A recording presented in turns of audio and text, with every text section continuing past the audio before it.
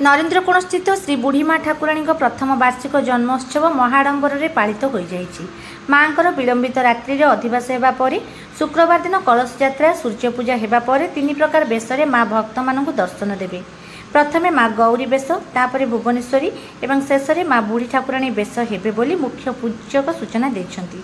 सभापति बाबुली प्रधान, संपादक पूर्णचंद्र साहू, कोषाध्यक्ष बाबुला दास, स्वदेश नंडा प्रमुख सदस्य माने सहयोग प्रदान करथिले।